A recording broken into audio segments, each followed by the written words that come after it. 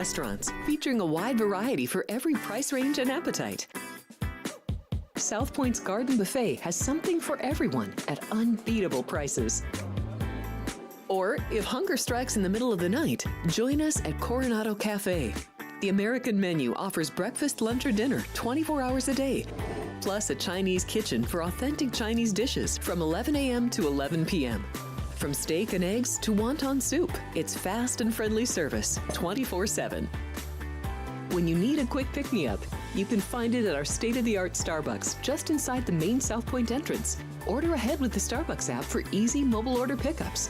Or enjoy your favorites in the relaxing dining area anytime, day or night. If you love Mexican food, Baja Miguel's has all of your south-of-the-border favorites. There are dozens of classics to choose from, like fajitas, ceviche, chimichangas, tacos, and more. And for spirit lovers, Baja's colorful non-smoking tequila bar is right outside.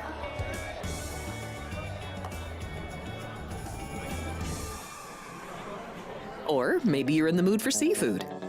Big Sur Oyster Bar has fresh seafood prepared right before your eyes.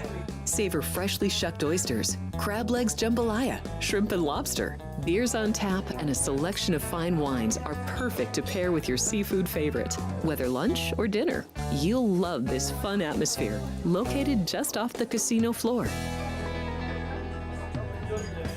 Ready to shake things up? Step back in time and treat yourself to one of the oldest restaurant chains in the country. Steak and Shake, famous for original mouth-watering steak burgers and hand-dipped milkshakes in a variety of flavors. For some old-fashioned fun, try Steak and Shake.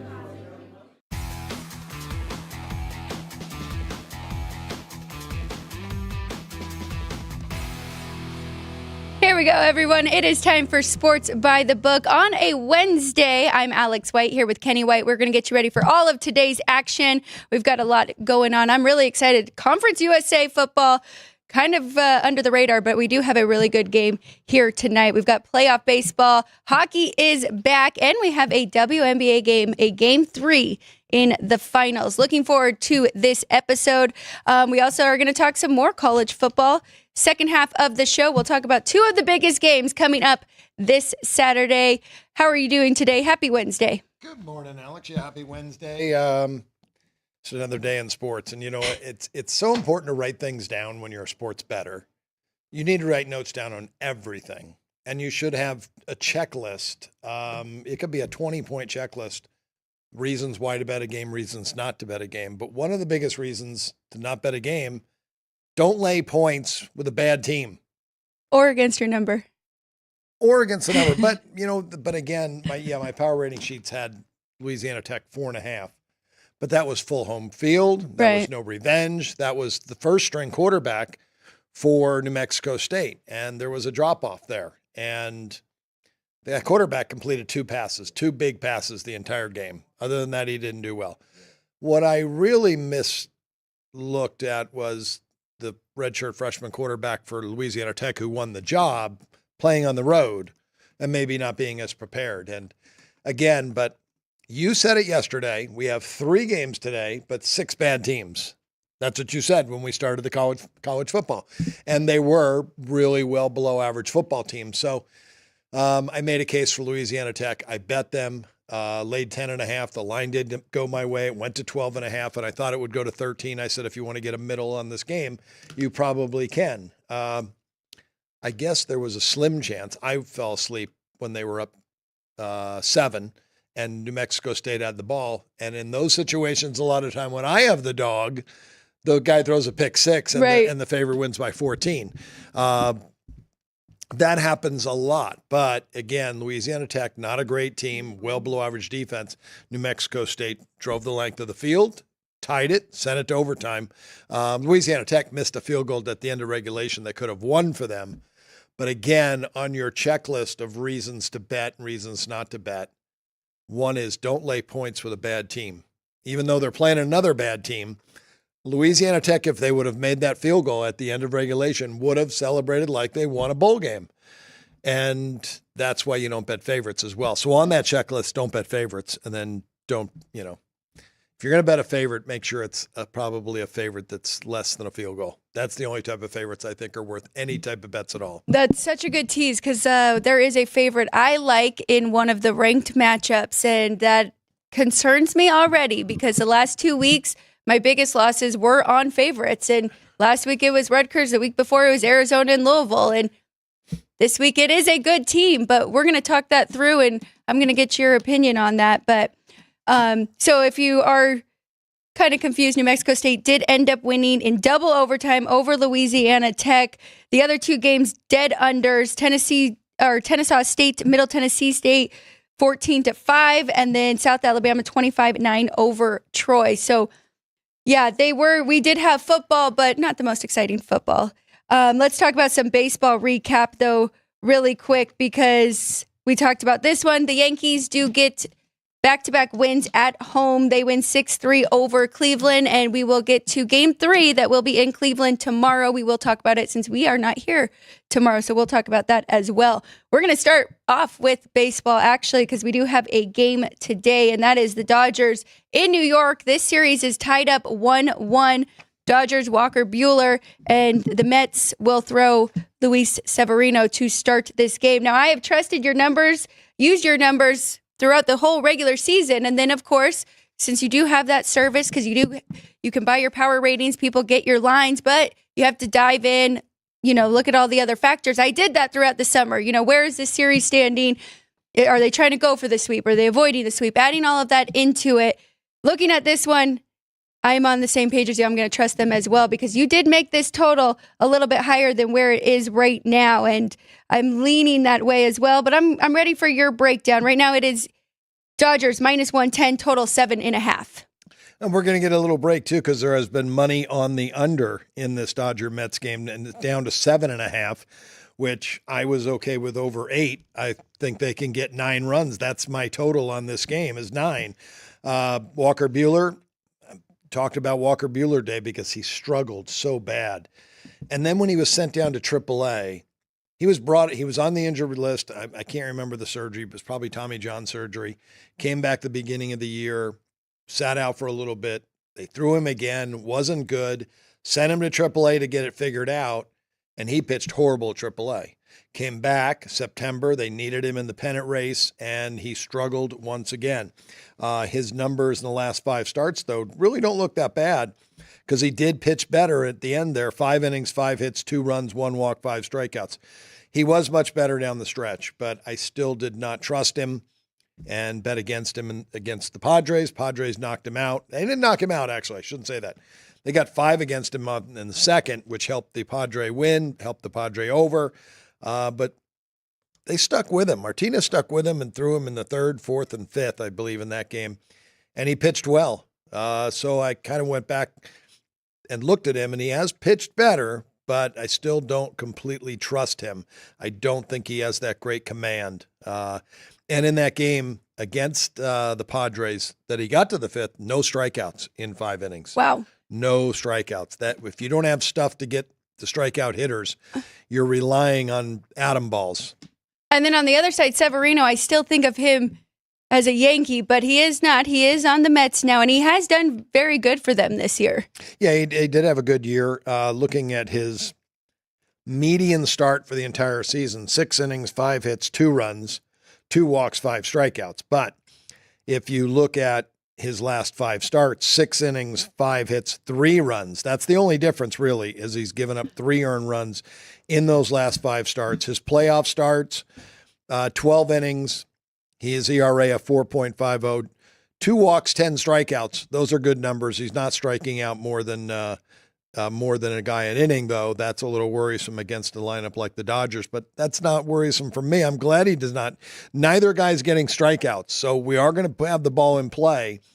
And with these lineups, the way they're swinging it, the Mets have been very, very good since the playoff game, the 2-game extra day of the final regular season when they won their first game in a big inning, and they've had a lot of big innings in the playoffs. So it's a team that is playing with confidence. Their hitters have confidence, and the Dodger hitters obviously have confidence. You started off the show by saying you should write things down as a sports bettor, and as much as I try to, I use Baseball Savant a lot for the hitter's park or pitcher's park. Off the top of your head, do you know how the Mets ballpark is? Always been a pitcher's park. Always been a pitcher's park. Yeah, not a great pitcher's park, but it's on that borderline in the middle, right on the average. It's average to pitcher's park. Okay. So, yeah. Okay, so not too much going into that. But Dodger Stadium is a way better pitcher's park, and Petco is a way better pitcher's park than the Met Stadium, Citi Field. So, yeah, this will be for the Dodgers. It's always fun for them to go on the road because any ballpark they go to is a better ballpark than their park to hit in. Looking at the series price, I would like to think that the books are telling you something. Dodgers are still minus 155 and the Mets plus 135. This series is tied up and they are now in New York for 2 games, and yet the Dodgers are still $1.55. Well, a pick 'em in this game, and really almost it's probably going to be close to a pick 'em in the next game too with Yamamoto and Quintana, because Quintana's been so good.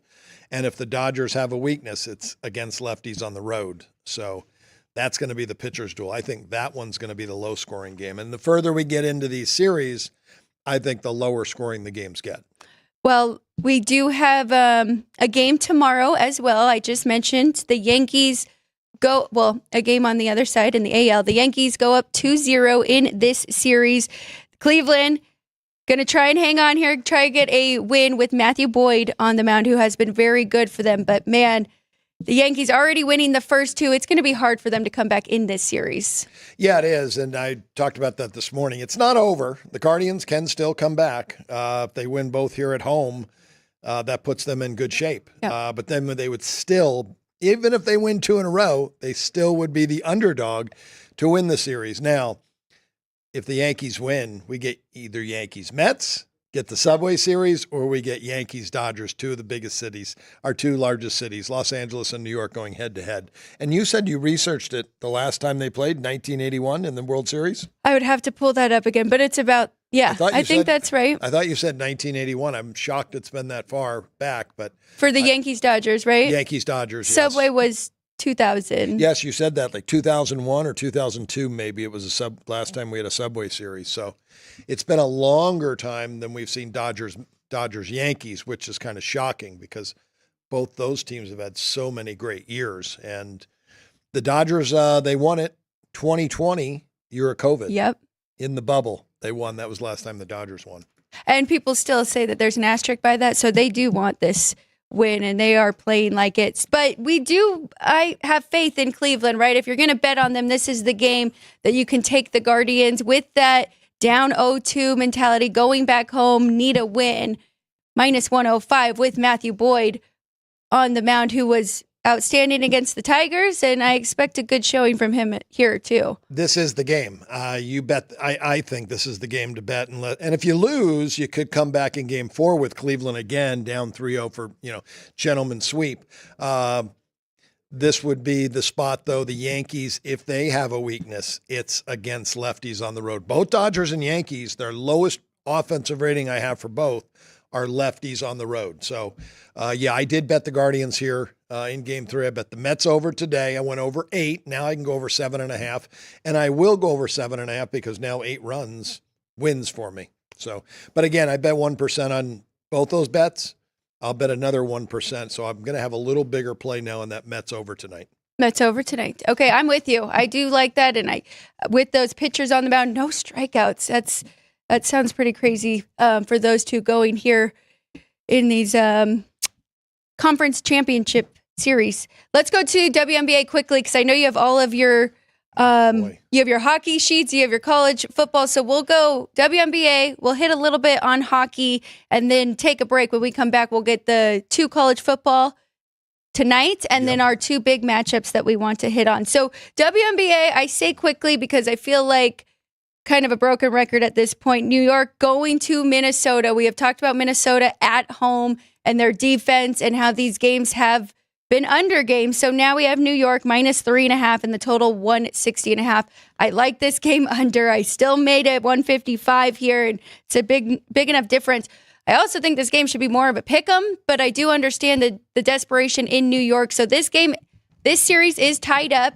Of course, Minnesota came back from a huge deficit in Game 1 to win Game 1. New York blew out the Lynx in game 2. Now we're in Minnesota for the first game there, but under, I feel like, has to be the play in this one, and I know you like unders as well.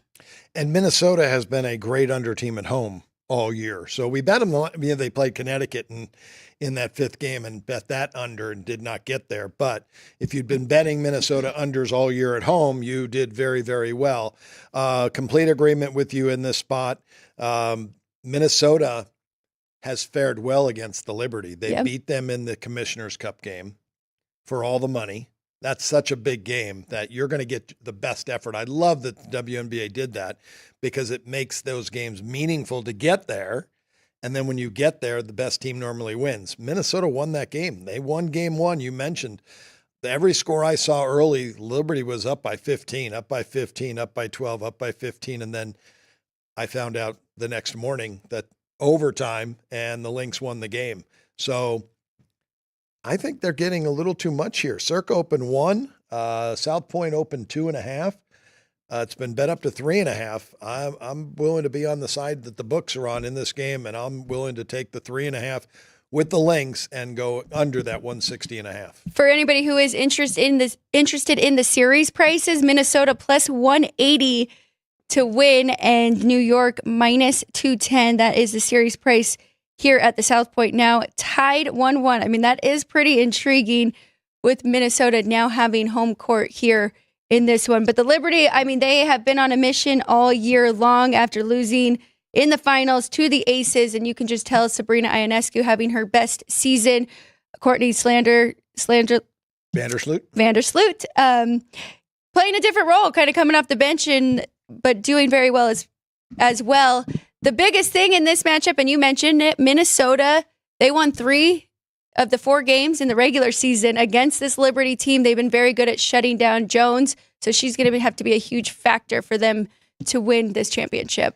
And the big fact that, what I read in game 2 was people said if the Liberty is going to win game 3 or steal a win in Minnesota, Brianna Stewart has to play defense like she did in game 2.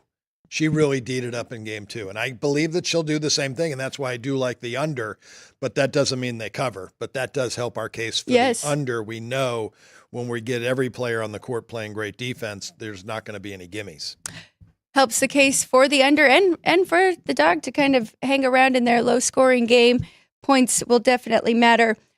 Quickly, let's just hit on some hockey. We do have 4 hockey games on the board. I know you sent out our sheet earlier, and I have not even had a chance to look at it. I'm going to pull it up right now, but we're going to start with Buffalo and the Penguins in this one. So, you're in a big hurry. You don't want to do WNBA preseason games? You mean NBA? NBA. WNBA. Yeah, I got W on my mind, but yeah, NBA. There's 5 NBA preseason games. Do you have any bets for us in that one? I do not. I wish I did. I'm just kidding you. I'm giving you a second to pull up the hockey ratings, and we do have 4 games today. Yes, we do. And I guess I was incorrect. It is Tristan Jarry. Tristan Jarry. I don't know why I thought it was Yari. I must have heard somebody. Maybe it was Vince told me it was Yari. Thanks, Vince. Blame Vince back there. But both the starting number 1 goalies will be going for these 2. Buffalo 1-3 on the season. The Penguins 2-2, and Pittsburgh minus 115 total 6.5 under minus 115. Well, I didn't realize that went up. Again, liked it under. Went under 6, even money. And I guess they'll entice me to maybe bet a little bit more under 6.5 in this game. Buffalo, very young team, they're young, but they're talented. Talented young team. And I lost on them their first 3 games of the year. Didn't want to continue losing on them. And as soon as I got off them, they did win their last game. They finally won one. But again, I like their defense. I like their goalie, Luukkonen. He's, I think, the better goalie of the 2, better than Jarry. So, but I don't have a play on the game. You're adjusting my ratings, and I look at them and your adjustments and making sure I like what I see.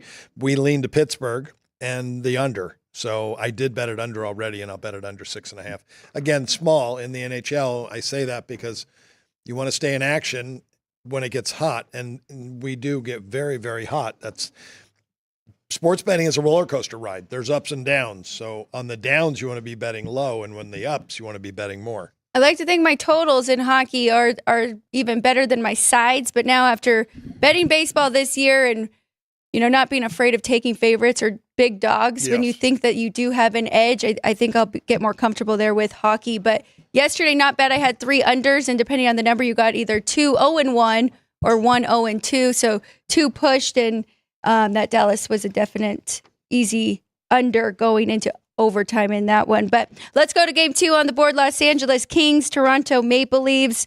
Darcy Kemper, goalie now for the Kings, which feels so weird. He's been so many places. Anthony Stolarz going for the Maple Leafs. Maple Leafs 2-1 on the season. We know this is a good regular season team here. And then the Kings 1-0-2. So they have not yet lost in regulation, but have lost 2 in overtime. So number in this one, Toronto big favorite, -175, and a high total again, 6.5. And I just wanted to double check to make sure Stolarz is confirmed as the starting goalie. The Kings actually will go with David Rittich. Okay. New goalie. I wanted to check, and on my sheet, I have Darcy Kemper going. The rest of the goalies for the night. Actually, no, Utah will go with Connor Ingram. So kind of surprising there. I thought Karel Vejmelka would go, and that's the one goalie I mentioned to you. Left-handed, right-handed. There's more right-handed goalies in hockey, and the Vejmelka lefty, like Logan Thompson. And Washington did get the win last night. So I got to make an adjustment with Rittich. I don't think there is a big difference from Kemper and Rittich, because I already had Kemper about an average goalie. Stolarz below average for Toronto. The numbers, we have Toronto 134, 6 over. Pretty much right there. Wasn't really interested in playing the dog in this game, but do lean a little bit to the Kings. Wow, and with no Kemper too. I was thinking that's more lean towards Toronto, but do you? I could look real quick and tell you what I have. Kemper. But I mean, Rittich is it's a 20-cent drop off to Rittich, so that is a big drop off. It's just amazing because Kemper won a Stanley Cup. I mean, it was with the Colorado Avalanche, and so he can just be average, but it that still year, just they shocks gave up me a lot of goals though that to year. They see scored him so as many. average. They were an offensive juggernaut. I didn't think Rittich was that bad. I've always liked Rittich, but it is a 20-cent drop off, and that's why we do power ratings, because the eye test doesn't tell you what these guys should be. The numbers tell you what they should be. -175, too big to lay this early in the season, though. Maybe just a small play on that puck line, and that's the only way that you could if you do like the Maple Leafs in this game. But better games on the board. Boston Bruins at Colorado. Colorado has not gotten a win yet. They are 0-3 to start the year. Alexander Grigoriev, he was the backup back in New York. Now here with the Avs, Boston Bruins, Jeremy Swayman still trying to get in mid-season form here.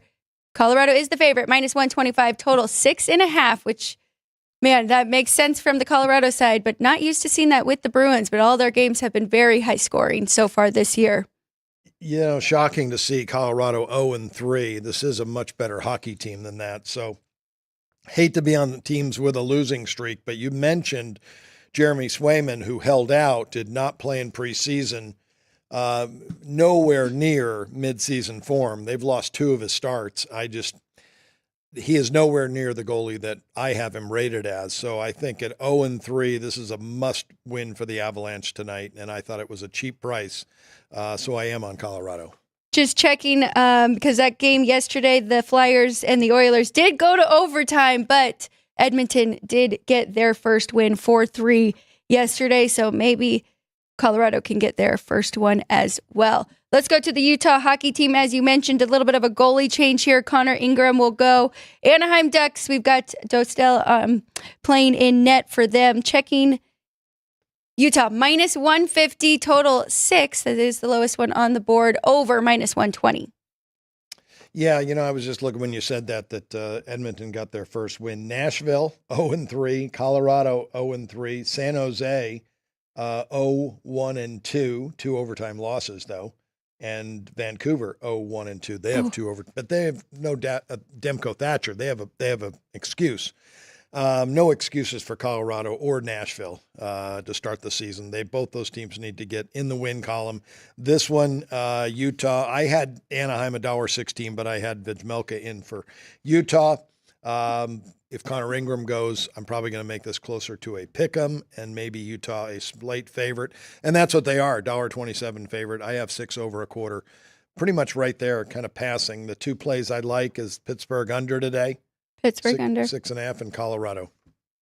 Okay, that is it for hockey for now. We're going to take a quick break. When we come back, we will do all college football, the games tonight, and then the big games coming up this Saturday. This is Sports by the Book. Don't go anywhere.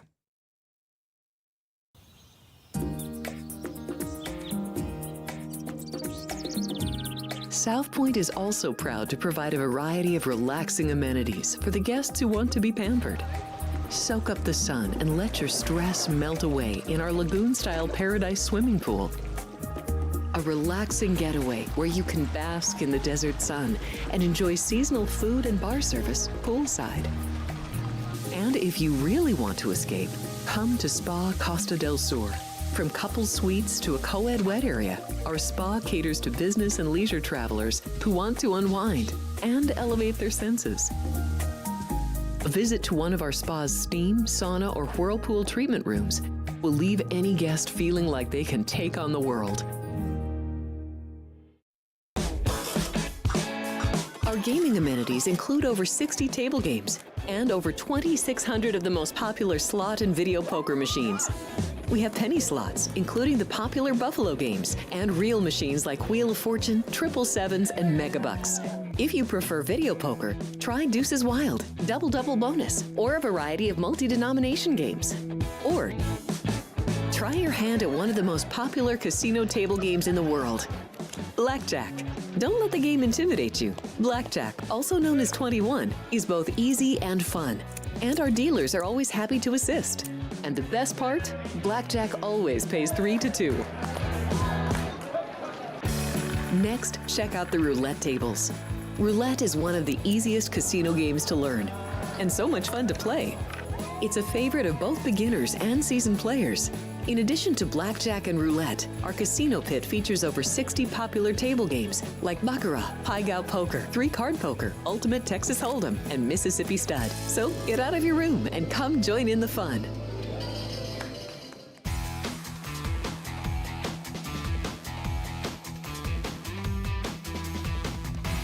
Here we go. Thanks for sticking with us here on Sports by the Book. Alex White, Kenny White. It is college football time, but first I just want to check in with the chat. Vince, Dean Hilt, Reason Wave, Michael A., Vicarious Vegas, John L., and of course our good friends JR and Keith Lyle. Now JR has brought up the overs in the Indiana game and the UNLV game once again. We'll have to get out our power rating sheets, the lines that we made, and compare those games at least. UNLV, Oregon State, I'm going to say that that is an over game. I don't know if our numbers say it, but UNLV has been an over team this entire season. But let's start with Conference USA because there is a big game on the board, and that is Western Kentucky at Sam Houston State. Western Kentucky 4-2. And Sam Houston State 5-1, but both of these teams are undefeated in conference play, 2-0. I think this is going to be a great matchup between these two. Sam Houston State is a 2-point favorite at home, total 54.5. Now, I made Western Kentucky the favorite. I have not bet this yet, but it looks like I did miss the hook here with Western Kentucky getting 2.5. Bettors have seemed to like the dog in this one. It is pretty much 2 across the board. Let's break down this game. Here's one that we can kind of use comparison to. They have both played UTEP. I don't know how much we can really use that for them, but looking at their quarterback play as well, I do think that Western Kentucky has the better quarterback in this game. They are 4-1 against the spread with 5 straight. Sam Houston, am I mixing too? Sam Houston State. Both teams are 5-1. I thought so. Yeah. Okay. Yes. Yep. No, big game for both teams. Both 5-1. Western Kentucky won the game last year, 28-23. Oh. That was at home though, and they want to, win on the road. This is a big conference game for Conference USA. two of the leading teams in the conference. So it's going to be a close game. My numbers say pick, open 2, bet up to 3, come back to 2.5. So I think it's a very, very competitive game. I'd look to take 3 myself with Western Kentucky. As you mentioned, their quarterback, Caden Veldkamp, has done extremely well for Western Kentucky. Remember, they lost TJ Finley. He's out. Veldkamp, the starting quarterback, just as good as Finley, so there was no drop-off there. So they played really, really well. So 2 good coaches. I like Casey Keeler from Sam Houston State. He's done a really good job with that program. Sam Houston State, looking at their rankings, I have 97th offense, 103 on defense, and number 102 as a team. Western Kentucky, I have the 61st best offense, 76th defense, 88th as a team, 101. So I do have Western Kentucky, the better team on offense and defense, and we're getting points. But they are on the road. As you mentioned, was hoping for a 3 in this one. But Veldkamp, just to add on to that, his numbers so far, completing 70% of his passes, 8.5 yards per pass, 11-5 ratio. On the flip side with Hunter Watson, quarterback for Sam Houston State, 59% passing completion, 6.5 yards per play, and 7-5 touchdown to interception. So, and I was kind of comparing their games against El Paso, and El Paso had 4 turnovers against Sam Houston State. So even though they did beat them 41-21, a little bit fortunate in that one where Western Kentucky really beat up on El Paso 44-17, outgained them 482-330, and I think they both had a turnover in that game. So kind of even in the turnover battle. Turnover battles were even in that one, as you mentioned. Sam Houston State's performance rating for me against UTEP was a 95. Western Kentucky's performance rating against UTEP, a 108.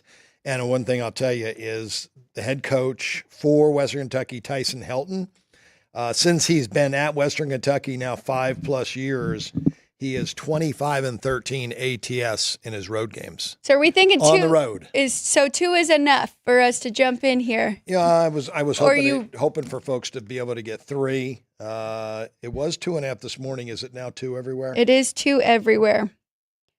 So yeah, we thought that the money would come in and they'd like the favorite here in this one, but they're like the dog. You might be able to get 2.5 at some of those. One of those places that likes to ban winning bettors. So, what about is this an in-game? If Sam Houston State scores early, get a better number, jump in with Western Kentucky? Yeah, that could be because I don't think there's much value now taking 2. I was hoping that folks would be able to get 3. You're right. Watch it early. Look for an in-game play here on these 2 teams. So, or just jump in at that plus 110 and. Maybe, 1%, we have been talking about this a lot. Small bet. Yeah. If you're going to bet it, you bet it small. You bet it for an amount that you're not going to be upset at the end of the game if you don't win. And both these teams are very good in Conference USA, both of them playing, to keep that spot there at the top of that conference. So should be a really good game between these 2. Let's go ahead and move to Florida International and UTEP. Poor El Paso, just already beating up on them, comparing them and their big losses to those other teams. But they are an underdog in this one as well. Florida International laying 7 points on the road. The total is 46. I heard you this morning. My numbers lean the same way as you, but I'll let you take this over from a side perspective. The one thing I didn't add in that there is revenge for Florida International. They did lose at home last year, 27-24, and they lost the year before that, 40-6 to Texas El Paso. But I like El Paso's coach, and again, this is a well below average football team in Florida International. So you're looking, Mike McIntyre is the head coach. He is in his 3rd year there now. He has plenty of experience as a head coach. He was at Colorado for 6 years, did not win though, 30-44. Defensive coordinator at Memphis. He was a head coach at San Jose for 3 years, 16-21. And now here he is at Florida International. Now he's not won as a head coach wherever he's been. That's an alarming fact for him. On the road, 8-4 to the under coming into this season, and he is 2-1 under this year on the road. So he is an under coach. It is windy in El Paso tonight, and that's the Sun Bowl. It only fits 51,000 fans. It is pretty big. So winds will swirl there. So I made FIU a 4-point favorite, but if I give that revenge factor, then that definitely takes me off of this game. I was kind of waiting for a reason not to take the points here with El Paso, even though there is another angle with Florida International because they are coming off an overtime loss to Liberty where, that could be an emotional letdown here where they thought they had a chance to beat a big team like Liberty and now have to go to El Paso, maybe overlook this team and think it's just going to be an easy win for them. Yeah, that was one of their biggest games of the year to take Liberty to overtime, 24-24. They played extremely well. It was probably their highest performance game of the year. Can they do it back to back? Remember, these teams do improve. These bad teams do improve. But again, don't lay points with bad teams. Yeah, so definitely not on that side. Potentially just looking at taking a whole touchdown here with El Paso. I will just say that another concerning thing, 1-5 ATS so far this year with UTEP, and they have given up 113 points in their 3 conference games so far. So defensively, worries me a little bit, but Florida International, not necessarily a powerhouse here. You got to remember, too, with new coaches, and you mentioned 1-5, this team's losing people money if you're betting on them, or you're making money betting against them. They will improve, just like New Mexico State won a game last night, because the coach, Tony Sanchez, in his first year, he's going to be upbeat. If it was a coach that's been there for 6 to 10 years, that coach having a bad season is hard to get the energy to continue to try to get your team to play better. But Tony Sanchez is trying to sell the program to the players he has on the field right now. He's going to be upbeat. He's going to have energy. Scotty Walton for UTEP is going to have energy, and he's going to continue to get his team to improve week in and week out. So you'll see them improve. I think you'll see UTEP cover a couple games here to the end of the season. They play at Tennessee later on, their next to last game of the year. And then they finish their biggest rival, New Mexico State, the last game of the season. That should be interesting. Okay, well, let's go ahead and move to our ranked matchups. We have 2 broken down for you, and then we will look at those totals that JR wants us to take a look at. And then maybe just look down the board at our sheets, and because I haven't fully got to dive in. That is a Thursday full day for me, but I do want to look and see if there's any dogs that kind of just jump out to us right away. If anyone in the chat wants to put in their favorite dog of the weekend and share with everyone, Frank Nicotero is joining us as well, and he loves over, so he's all about that Dodgers over. There was a couple others. Michael liked that over as well, so we'll all be in that together. Okay, going to the big game, Alabama at Tennessee. Jalen Milroe, quarterback for Bama, completing 73% of his passes, 11.2 yards per play, 12-2 touchdown interception ratio. On the other side, we do have a redshirt freshman with Nico I, completing 65.5% of his passes, 8.6 yards per play, 7-3 touchdown interception ratio here for this game and these 2 quarterbacks. It's going to be a great matchup between these 2.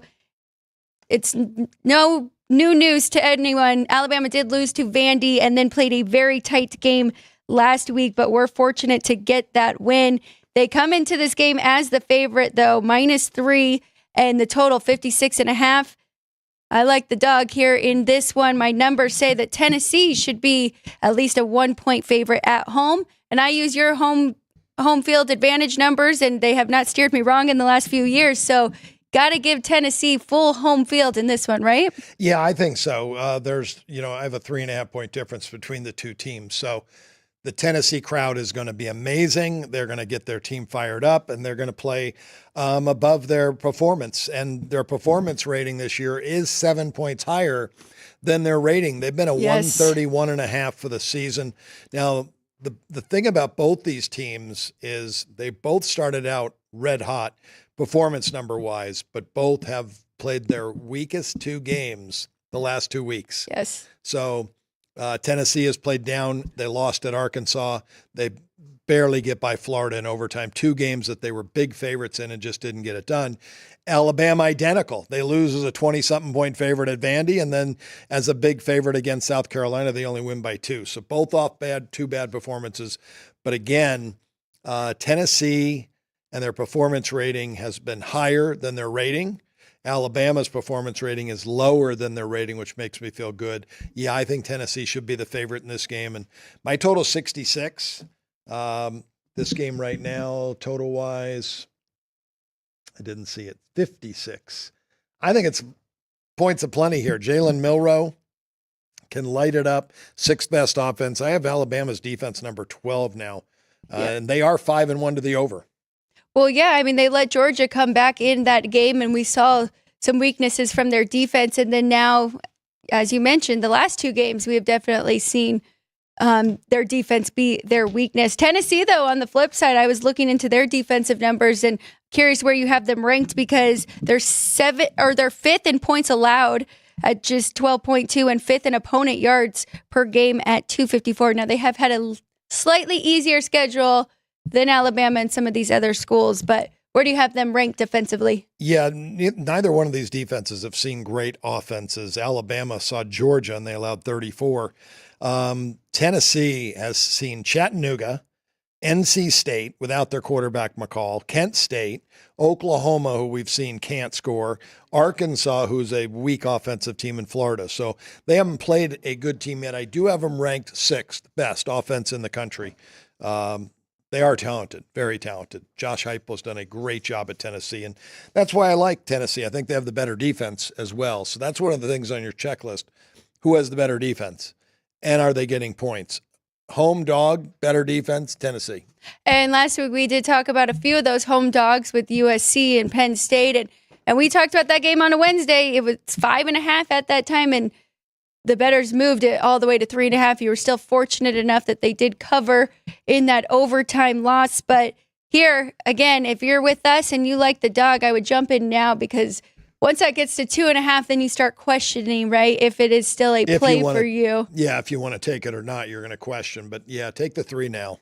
And, public bettors love over. So here at 56.5, we're leaning to the over. Might be a good time as well, right? I think that one thing that I didn't do yet, I haven't done my weekly weather check, but we'll look real quick right now and make sure, because with this total coming down, I'm Tennessee's defense, as you mentioned, the numbers are ridiculous, but they haven't played anybody, and Milroe will put up points. So, but I will, while you're checking that, I will just say, because I looked into the amazing run and pass percentage and the pace of play that you put together. And here we have Tennessee running 62% of the time, 22nd most in the country, but they do play quick, 24.4 seconds per play. And then Alabama, 59% run percentage for them. They're very average in seconds per play, 27.4. So not much we can do there. Kind of worried me with Tennessee run percentage, but they like that up tempo. Josh Heupel is a genius offensive coach. He's going to score in this game. He will find ways to score. And Jalen Milroe can put points on the board. Weather's going to be beautiful in Tennessee, 70 degrees or maybe a little less than that. Afternoon game. I don't have the exact time. What's kickoff time for Alabama, Tennessee? Is that on? It is 12:30 p.m. So we're looking at 3 o'clock there. Sunny, 71 degrees, no wind whatsoever. Beautiful weather. Tennessee will put up points. And I did have something that I was looking at that now I forgot what I was going to say about that game. But they may have gone under the last 3. But, recent meetings between these two. Last year, Alabama 34-20. The year before that at Tennessee, the Vols won 52-49. Wow. So that's a very high scoring game. This is a great offensive team. Now, Josh Heupel's done a great job of bringing defensive players in because he knew he had to do that if he was going to be good. You have to have defense. So he has brought in great defense. But his quarterback, Nico I won't even try to pronounce his last name, has got a great arm and is a playmaker. And they have playmakers at wide receiver. McCoy and Brazel and White are all amazing. They're just loaded offensively. Sampson, the running back, is great. 4.35 speed. They've got speed everywhere. They're going to put points on the board. I love the game over. Frank Nicotero, there you go. Over. Over. Okay. I've been saying Nico I too all year because it just seems like the better thing to do. Are you going to try? No. Okay. No. Okay, here we go. Another great matchup. I need to check what time this game is, but we have 3 teams in the SEC that remain undefeated. We've got Texas A&M, Texas, and LSU. Now, Texas is going to be really tested hosting Georgia in this one. Texas, last time I checked, it was 3.5. Thank you to our crew back there. And the total is 56. I like your number a whole lot better than I like my number. I think I might not be respecting Georgia and Kirby Smart enough here in this one. But Texas, to me, has been the most complete college football team all year long, offensively and defensively. And they are at home. I do think my number kind of warrants being higher than this 3.5 favorite. What did you make it? 9. Yeah, well, what did I have? You have it 6. No, I don't have it 6. Oh, you know what? When I take off 20%, okay, probably. But on my power rating sheet, people who receive the power rating see the true rating say 9. Okay. I have 9 and 63 on the game. Number 1 team, I have Texas number 1 offense, number 1 defense, and I have them 3.5 points higher than anybody right now. Steve Sarkisian has a great football team, and you know, they had to do it with a backup quarterback, Arch Manning, may sound familiar to you, the nephew of Eli and Peyton.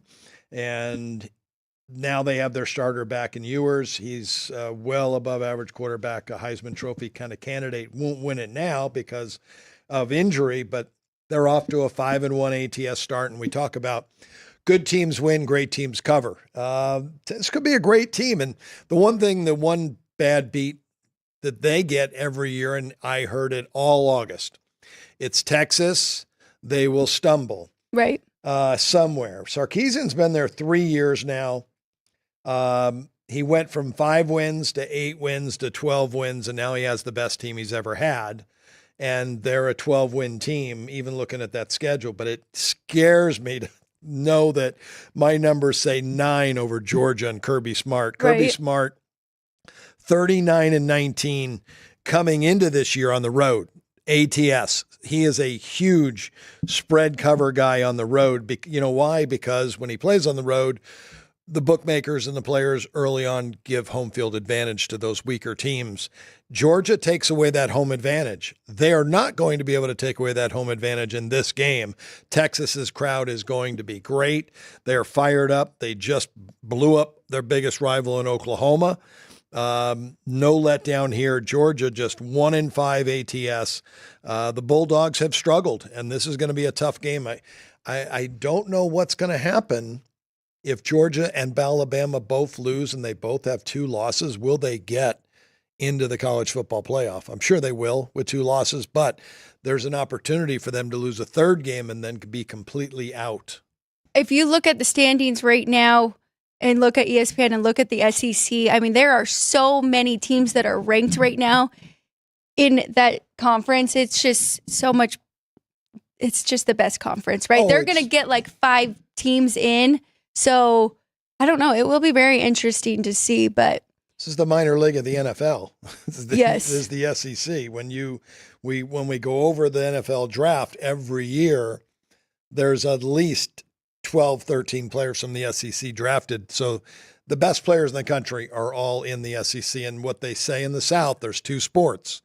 There's football and there's spring football. That's what they say in the South. So that's what they play and that's what they love. But you're right. I just pulled up the standings. A&M right now 3-0. We'll use the AP rankings. I don't have mine in front of me just for this purpose. 14th. Texas is 2-0. LSU is 2-0. Texas number 1, LSU number 8, and Georgia is number 5. Alabama number 7 with a loss. Tennessee number 11 with a conference loss. Missouri number 19. Mississippi number 18. Those are all top 25 teams. Well, I shouldn't say that. They're all really top 10 teams, except for Mississippi. And well, Mississippi is. They have that talent. Mississippi is, yes. They are in our top 10. They have top 10 talent. They really do. So, yeah, the best teams in the country are there. Arkansas and Vandy are both 2-1 in the SEC. And I had both those teams ranked much, much lower. Their coaches are doing a great job to be that good this year. Well, and I'm glad you brought that up about the SEC because I mean, they've been talking about Diego Pavia wanting to play in the SEC. That was his dream.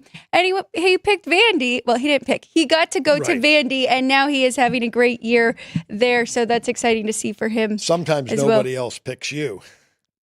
And that's, but he still got an SEC team but and he did. Yes. Came out with beating Alabama this year. So I hope they make it to a bowl game and kind of keep this going for that team. But talking about this number, 3.5 with Texas, we don't need to jump in right away, right? Because bettors are going to see this. They are getting 3.5 with Georgia. You would have to imagine it would only go that way. Or do you think that people will see this undefeated Texas team and lay the points here? I think they'll lay the points. I do see 4s in the market. So when you're looking at the market, do you see 3s or do you see 4s? I see more 4s.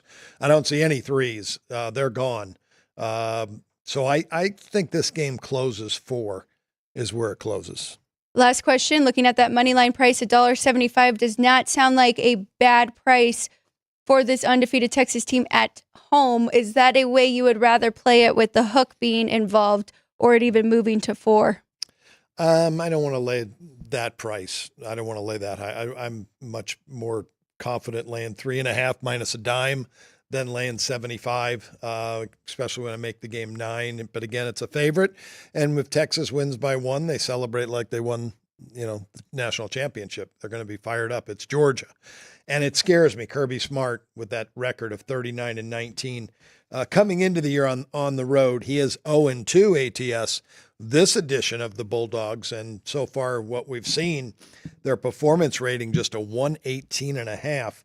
That's over 10 points below what I have their power rating.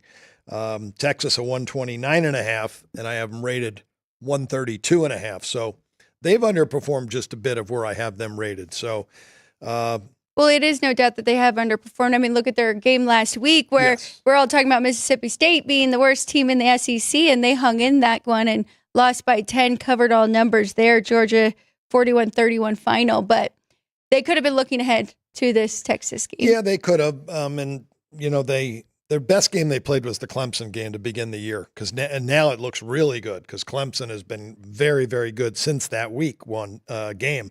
But they played Tennessee Tech 48-3. They did what they had to. They probably called the dogs off. And then they at Kentucky, that's when it started kind of their slide that they won 13-12, lost at Bama, and that was a look ahead to Bama. And then maybe a letdown against Auburn where they won 31-13 and didn't cover.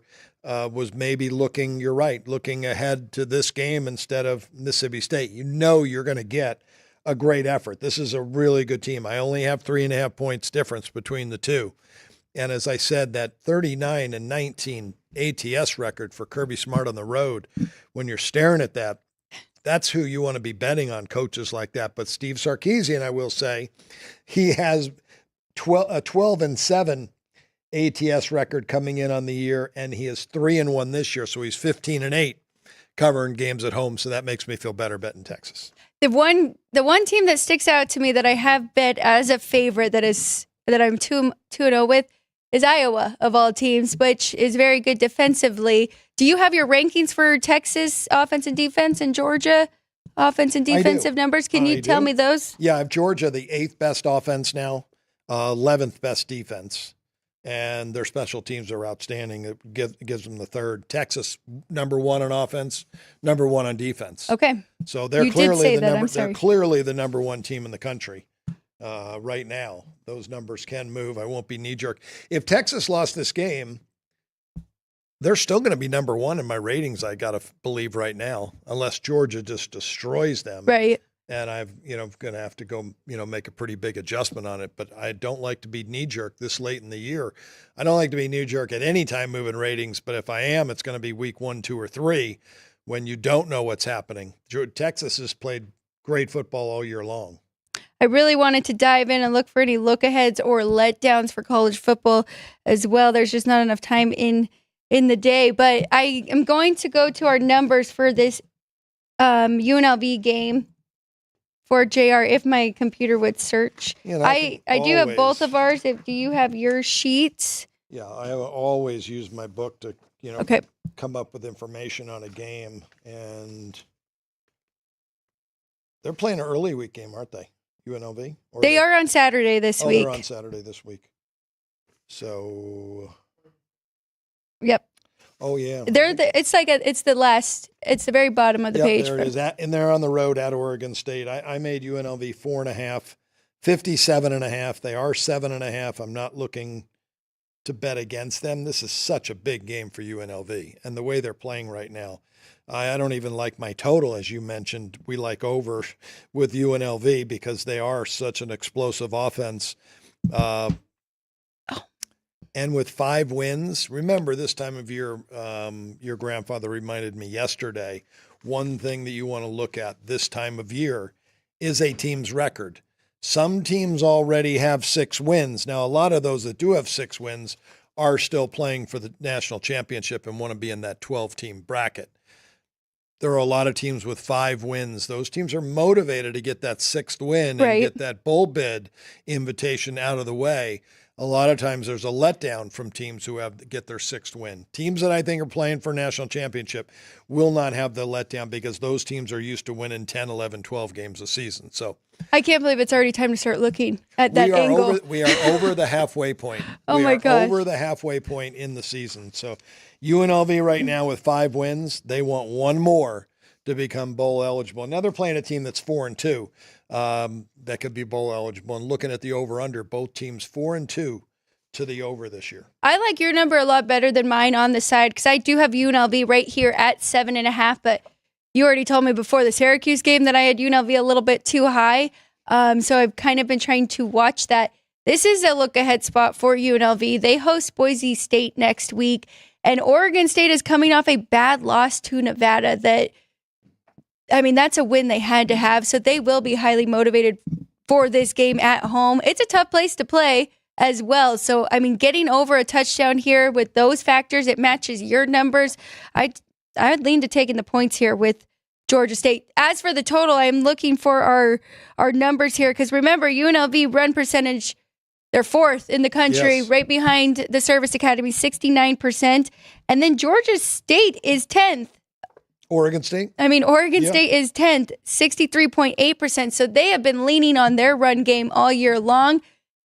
That might keep us off that over here and matches our numbers as well. So not an overplay, maybe stay off the under as well, though, because we know UNLV can score pretty quickly. Oregon State has gone over their last 4 games this year.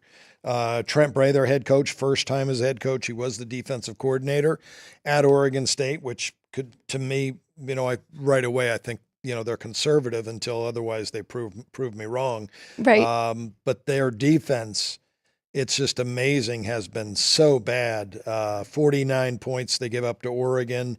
They give up 24 to Colorado State, who's a decent team. But they give up 42 to Nevada last week. And you're right. You would never think UNLV could overlook a Pac-12 team like Oregon State because they're always looked down on by the Pac-12. You would think they'd be up, but UNLV, knowing they lost to Nevada, who they've beaten the last 2 years under Barry Odom, and you're right, Boise State is next. This could be a look ahead. I'm really shocked. Do we think that way? But you are on the right track there, and I think you're right. They could be, and if they are, that could help the total to go over.